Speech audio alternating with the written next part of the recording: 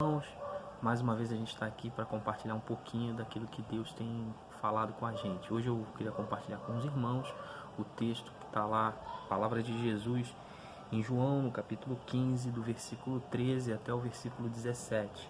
Bom, diz assim as Escrituras: Ninguém tem maior amor do que esse, de dar a alguém a sua vida pelos seus amigos. Vós sereis meus amigos, se fizerdes o que eu vos mando. Já não vos chamarei servos, porque o servo não sabe o que faz o seu senhor, mas tenho-vos chamado amigos, porque tudo quanto ouvi de meu Pai vos tenho feito conhecer.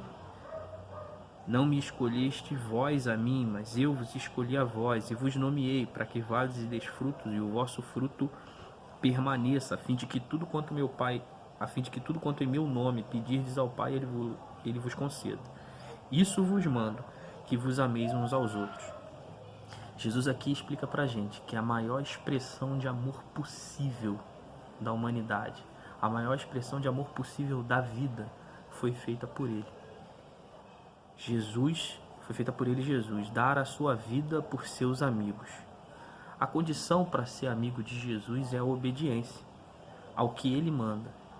E aí a gente pode pensar, mas o que ele manda? E aí o verso 17 define com muita clareza isso. Isso vos mando, que vos ameis uns aos outros. A determinação de Jesus é simples, para que nós nos amemos uns aos outros. E aí a gente tem como se fosse um triângulo. Eu tentei desenhar aqui, né? Mas o amor de Jesus nos inclina para a obediência. Porque obedecemos a Jesus, amamos o nosso irmão. Logo, porque amamos o nosso irmão, é um reflexo do quanto amamos Jesus. Então, só pode ser amigo de Jesus quem ama o seu irmão. Isso tem que estar ecoando na minha cabeça, na sua cabeça, num tempo de distanciamento social. Então, mais do que nunca, só pode ser amigo de Jesus quem ama o seu irmão. Obedecer a ritos, a dogmas, a determinações morais, a receitas de comportamento é muito mais fácil do que obedecer a regra de Jesus, porque a regra de Jesus é a regra do amor. A regra do amor pressupõe capacidade de renúncia, isso é, abrir mão do meu desejo para que o desejo de outro seja atendido. E aí eu queria que, à luz de Mateus 16, no capítulo 24, então Jesus disse aos seus discípulos: se alguém quer vir após mim, renuncie-se a si mesmo, tome sobre si a sua cruz e siga-me. Então a regra do amor, ela pressupõe uma capacidade de renúncia. Se alguém quer vir após mim, renuncie-se a si mesmo. Só pode amar quem está disposto a renunciar. Também é verdade que pressupõe voluntariedade. Ninguém é obrigado a amar alguém. O mesmo princípio aplicado por Jesus Cristo em Mateus 16, 24. Se alguém quiser, então é voluntariedade, a gente faz porque quer.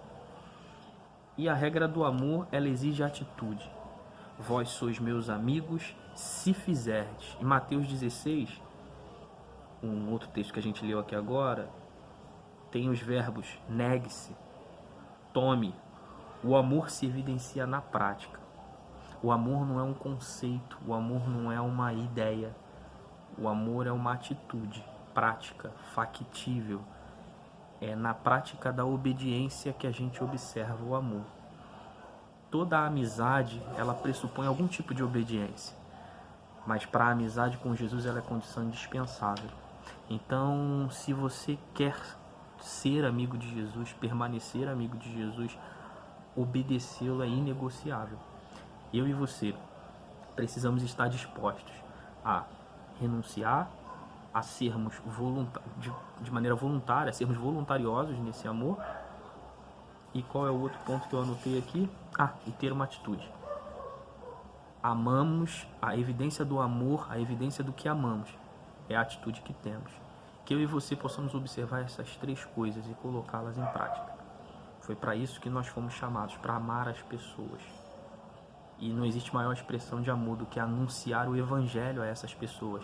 Afinal, a maior expressão de amor possível foi feita por Jesus na cruz. Deus te abençoe, meu querido irmão. Bom dia, irmãos. A graça e a paz de nosso Senhor Jesus Cristo. Bom poder estar com os meus irmãos, compartilhando desse momento que nós estamos unidos pelo mesmo propósito. Para nossa meditação, eu quero ler lá em Êxodo 34, do versículo 5 até o 9, que diz o seguinte: O Senhor desceu numa nuvem, ficou ali com Moisés e disse qual era o seu nome, isto é, o Senhor. Então Deus passou diante de Moisés e disse em voz alta: Eu sou o Senhor, o Deus eterno. Eu tenho compaixão e misericórdia, não fico irado com facilidade. E a minha fidelidade e o meu amor são tão grandes que não podem ser medidos. Cumpro a minha promessa a milhares de gerações e perdoo o mal e o pecado. Porém, não deixo de castigar os seus filhos e até os netos, bisnetos, trinetos, pelos pecados dos pais. Moisés se ajoelhou, encostou o rosto no chão e adorou a Deus. E ele disse: Ó Senhor, se estás de fato contente comigo, eu te peço que vás conosco. Este povo é teimoso, mas perdoa o nosso pecado e a nossa maldade e aceita-nos como o teu povo. Deus sabia, né, irmãos, que aquele povo israelita era um povo teimoso, mas ele queria libertá-los. E Moisés foi separado para que isso acontecesse, não é? E nós vemos ali, irmãos, que a desobediência era grande com aquele povo ali, né? Moisés falava as coisas, eles não acreditavam, duvidavam e tantas coisas mais. Mesmo diante do perigo da escravidão que eles passavam, eles eram um povo teimosos. Mas eu quero destacar aqui com os irmãos o perigo da desobediência. O que acontece, irmãos? Às vezes nós desobedecemos e passamos por momentos difíceis porque nós ouvimos mais a voz do povo do que a voz de Deus. Não foi diferente ali com Arão, foi o que aconteceu com ele. Ele ficou com a missão de conduzir o povo até que Moisés voltasse lá do monte. Moisés foi ouvir as orientações de Deus, as leis de Deus para trazer para aquele povo. E o que Arão fez, irmãos? Quando o povo começou a reclamar muito, o Arão fez o que? Fez bezerro de ouro para que o povo pudesse adorar. E não foi isso que Moisés deixou determinado para ele, não foi isso que Deus falou com ele. Mas ele simplesmente ouviu mais a voz do povo do que a voz de Deus. E um outro detalhe muito importante é que a nossa desobediência, nós podemos levar outras pessoas a desobedecerem também, podemos levar outras pessoas ao pecado. Porque o povo desobedeceu, levou Arão à desobediência, Arão desobedeceu, levou Moisés à desobediência. Depois de Moisés estar aquele tempo todo ali com o Senhor se agradava de Moisés. E Moisés, quando ouviu do Senhor, olha, desce depressa que aquele povo está lá desobedecendo, está me rejeitando, está pecando. O que Moisés fez? Desceu e quando chegou lá no acampamento, que viu aquele bezerro, Moisés ficou tão irado, Moisés ficou irritado, que quebrou as tábuas. Olha, irmãos, nós quando estamos em desobediência, nós levamos outras pessoas a pecarem também. Mas, no entanto, quando nós lemos aqui esses versículos, nós podemos perceber claramente que a obediência, ela move o coração de Deus. E o que acontece, irmãos? Se nós obedecermos ao Senhor, nós podemos evitar o quê? Que o nosso povo, os nossos familiares, as nossas gerações futuras sejam castigadas. Porque Deus diz aqui: cumpro a minha promessa a milhares de gerações e perdoo o mal e o pecado. Porém, não deixo de castigar os filhos até os netos, bisnetos, trinetos, pelos pecados dos pais. Então, nós vemos aqui claramente que a nossa obediência move o coração de Deus. Vale a pena obedecer, irmãos. Eu ouvi uma vez as crianças cantarem na igreja que obedecer é mais do que importante, é prova de amor. E se nós queremos provar o nosso amor para com o próximo, nós queremos provar o nosso amor para Deus, nós precisamos ser obedientes, irmãos. Que Deus nos ajude, que Deus nos abençoe a sermos pessoas obedientes, obedientes ao nosso Deus em primeiro lugar, obedientes à nossa liderança. E com certeza nós receberemos de Deus as bênçãos espirituais que Ele tem reservado para cada um de nós. Não esqueça disso, obedecer é mais do que importante, é prova de amor. E a tua desobediência não só pode comprometer a tua geração presente, a futura, como pode também levar todo um povo a pecar. Que Deus te abençoe, que possamos ser obedientes ao nosso Deus. Amém.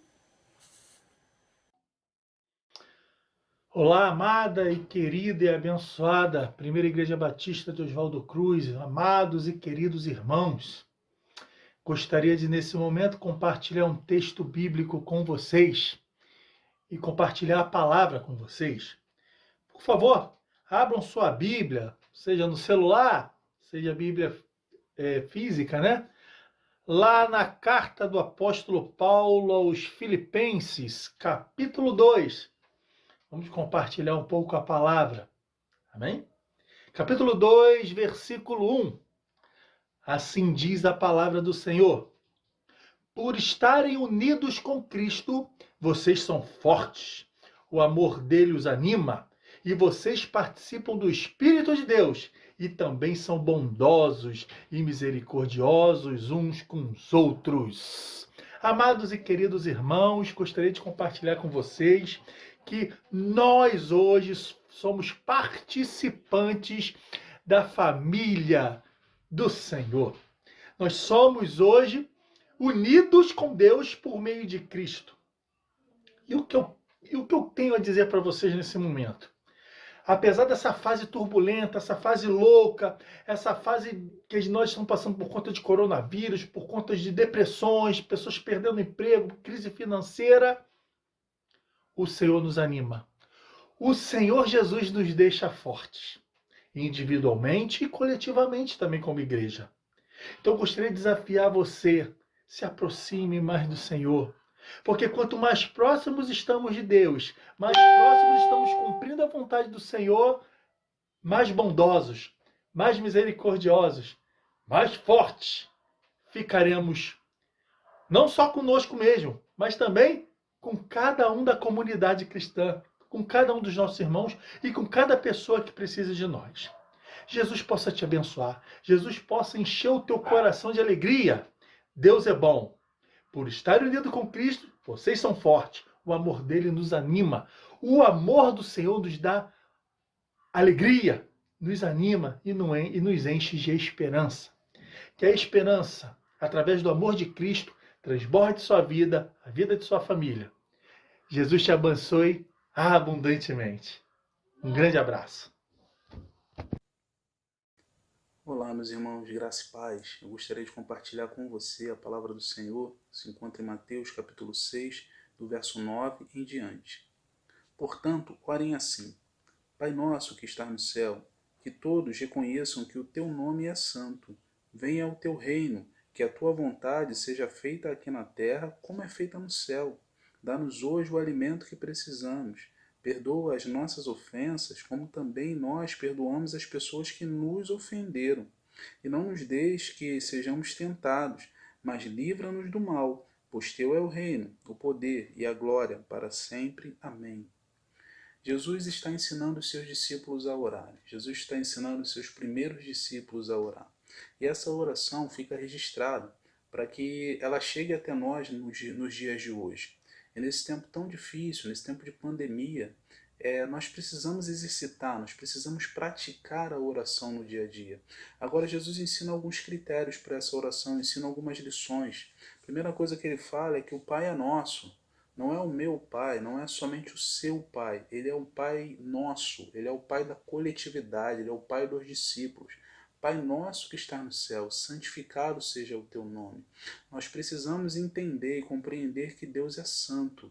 E mesmo num período de isolamento, mesmo num período de distanciamento, nós precisamos manter os hábitos de santidade, nós precisamos levar Deus a sério, nós precisamos vencer o pecado, não nos acomodarmos com a situação do pecado. Quando nós entrarmos na presença de Deus, nós precisamos ter a perfeita visão, a perfeita noção disso. Deus é santo. Ele diz, olha, que venha o teu reino, que o teu reino venha e que seja feita com isso, a tua vontade assim na terra como no céu. Ora, se Jesus nos diz isso, é porque a vontade de Deus não é plenamente feita na terra, assim como é feita no céu. Mas à medida que o reino de Deus vem, à medida que o reino de Deus é estabelecido, as coisas são mudadas, as coisas são transformadas. E os agentes do reino de Deus, meu irmão, somos eu e você. Nós somos responsáveis para que a vontade de Deus seja feita, seja proclamada, seja praticada aqui na terra. Mas o texto continua. Dá-nos o alimento que precisamos. Jesus disse que nós devemos buscar primeiro o reino de Deus e a sua justiça, e as demais coisas nos seriam acrescentadas. Nós não devemos temer, porque olhando para os lírios do campo, nós vemos que nada falta para eles. Assim também o nosso Pai não deixará que nada nos falte. Mas como às vezes é difícil confiar, como às vezes é difícil descansar.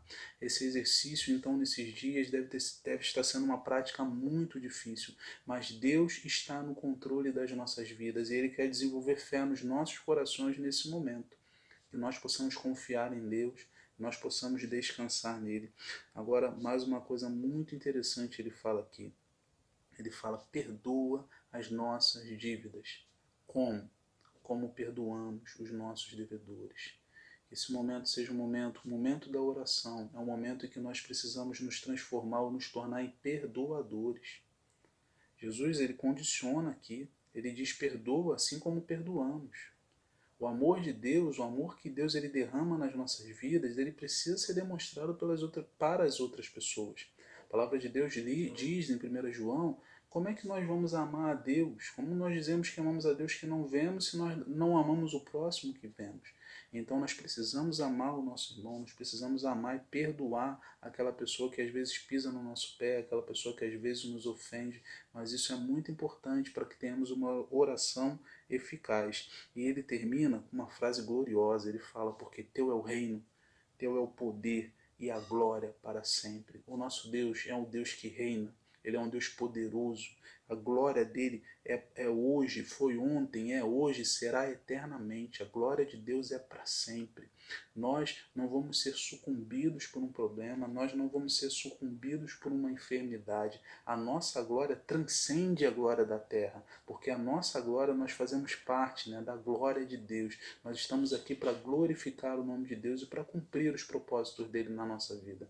Que Deus te abençoe, que ele te fortaleça, que você passe por esses momentos em vitória, que você consiga ser aquilo que a palavra diz que você é, em todas as coisas. Você pode todas as coisas naquele que te fortalece. Em todas elas você é mais que vencedor. Louvado seja o nome de Deus na sua vida. Deus te abençoe, meu irmão. Um abraço. Bom dia, amada igreja, paz do Senhor. Nessa manhã eu vim trazer uma reflexão que está em João 14, versículo 21, onde a palavra de Deus ela fala assim: a pessoa que aceita e obedece aos meus mandamentos prova que me ama, e a pessoa que me ama será amada pelo meu Pai. E eu também a amarei, e lhe mostrarei quem sou. Amém? Então, meus irmãos, nós sabemos que o amor, significa viver os mandamentos de Jesus, viver a sua palavra, pôr em prática e deixar que ela transforme totalmente as nossas vidas. O amor se manifesta através da nossa obediência a Deus.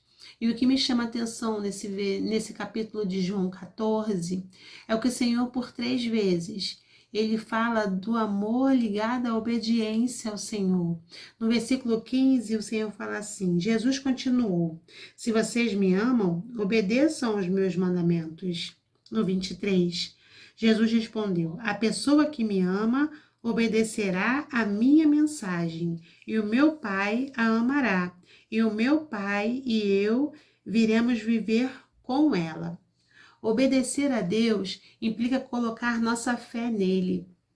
Jesus nos chama, irmão, para uma vida de obediência, como ele mesmo foi obediente ao Pai. Né? E o que eu vejo nesse versículo é o Senhor falando para os seus discípulos, falando para nós: não se afaste dos meus mandamentos, não se afaste dos meus propósitos, daquilo que eu tenho ordenado a vocês. E eu fui pesquisar alguns benefícios da nossa obediência ao Senhor e eu encontrei vários. Eu separei alguns. Teremos uma família abençoada, seremos prósperos, estaremos protegidos por Deus. A obediência nos deixa prudentes e fortes. Existem muitos outros benefícios da obediência do Senhor, né? Mas nós não devemos ser obedientes por interesse ou por obrigação. Nós devemos ser obedientes porque nós reconhecemos o amor do Senhor, né? Nós devemos ser obedientes como uma resposta do amor de Deus por nós. Devemos ser obedientes porque Jesus obedeceu ao Pai. Devemos ser obedientes porque somos servos do Senhor, né? E assim como a obediência, ela nos traz vários benefícios, assim também a desobediência, ela nos traz consequências. Então, que nós possamos ser servos obedientes, nós possamos ser servos prudentes, servos que busquem em todo o tempo obedecer os mandamentos do Senhor. Amém? Bom dia, irmãos. Como estão? Espero que nesses dias de pandemia estejamos todos bem. E eu gostaria nesse momento de convidar os irmãos a lerem comigo a passagem de João 21, a partir do versículo 15 até o versículo 17. Essa passagem diz o seguinte: quando acabaram de comer, Jesus perguntou a Simão Pedro: Simão, filho de João, você me ama? Sim, o Senhor sabe que eu o amo, Senhor, respondeu ele. Então Jesus lhe disse: tome conta das minhas ovelhas. E perguntou pela segunda vez: Simão, filho de João, você me ama? Pedro respondeu: sim, o Senhor sabe que eu o amo, Senhor. E Jesus lhe disse outra vez: tome conta das minhas ovelhas. E perguntou pela terceira vez: Simão, filho de João, você me ama? Então Pedro ficou triste por Jesus ter perguntado 3 vezes: você me ama? E respondeu: o Senhor sabe tudo e sabe que eu o amo, Senhor. E Jesus ordenou: tome conta das minhas ovelhas. Nós podemos observar nessa passagem alguns detalhes interessantes e que podemos comentar hoje. É que Jesus faz a mesma pergunta a Simão 3 vezes. Mas por duas vezes, Simão responde de uma maneira e uma vez só, Simão responde de outra. Nas primeiras 2 vezes, Simão responde de uma maneira muito superficial. Enquanto Jesus perguntava se ele o amava, Simão me parece que respondia que sim, Senhor, eu gosto de você. Eu gosto do Senhor, sim. E mais uma vez Jesus pergunta: você me ama? Sim, Senhor, eu gosto do Senhor. Mas na terceira vez, já um pouco aborrecido, Simão responde de maneira, aí sim, convicta a resposta de Jesus. Ele responde ao que Jesus estava perguntando realmente. Você me ama? E ele respondeu: sim, Senhor, o Senhor sabe de todas as coisas, o Senhor sabe que eu o amo. Então, Jesus, nas 3 vezes, responde a Simão de uma maneira, dizendo assim: então cuide das minhas ovelhas. Nesse texto, eu gostaria de ressaltar o seguinte: que muitas vezes nós repetimos e falamos e cantamos de maneira até muito sem pensar, meio que superficial, e dizemos que amamos a Deus, amamos a sua obra. Mas o quanto que significa amar a Deus, amar Jesus e amar a sua obra? Gostaria de trazer essa proposta aos irmãos. Quanto que você ama a obra do Senhor? Quanto que você ama Jesus? O que significa isso para você? Mas, de qualquer maneira, a Simão e a nós, a resposta de Jesus é a mesma. Apacenta as minhas ovelhas, cuida das minhas ovelhas. Temos uma ordem de Jesus às nossas vidas. Cuidar das ovelhas, falar do Evangelho, fazer o discipulado, levar a palavra de Jesus e aproveitar todas as oportunidades. Isso não é uma coisa simples, não é uma coisa que a gente deva fazer de qualquer maneira, mas que devemos saber que temos que fazer e devemos fazer de maneira convicta, mesmo que isso venha trazer alguma dificuldade, mas nós devemos fazer a obra do Senhor. Devemos não só gostar de Jesus, nós devemos provar o quanto nós o amamos e aí sim obedecê-lo, cuidando das ovelhas de Jesus, cuidando dos nossos irmãos, fazendo os nossos discipulados, tendo responsabilidade com a nossa célula e com a obra do Senhor em geral. Irmãos, fiquem na paz de Jesus, que nesses momentos de luta, de dificuldade, a nossa fé não venha esmorecer. A paz do Senhor a todos. Amém.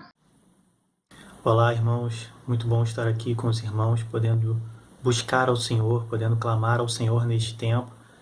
Quero rapidamente compartilhar uma palavra que Deus tem colocado no meu coração nesse tempo, nesses dias.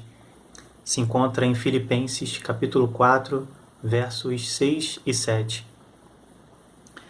Diz assim a palavra do Senhor, Filipenses 4, 6 e 7.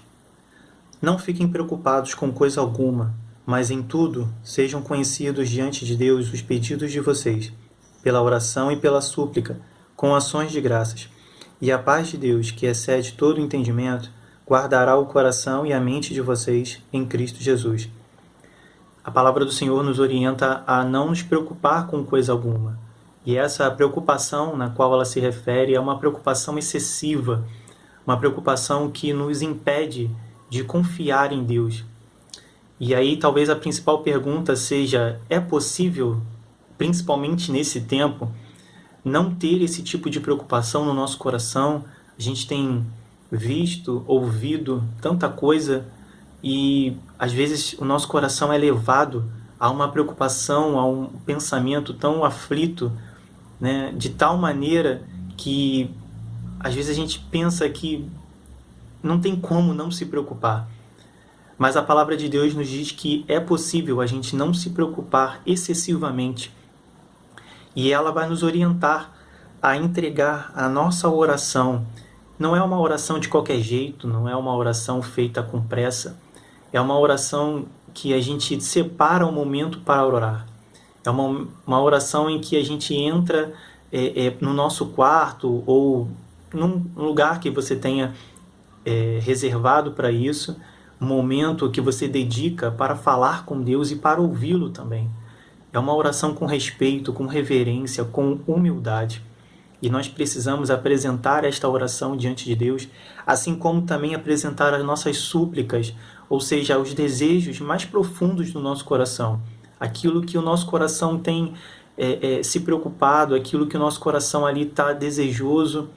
Essa súplica é que a gente precisa entregar diante de Deus.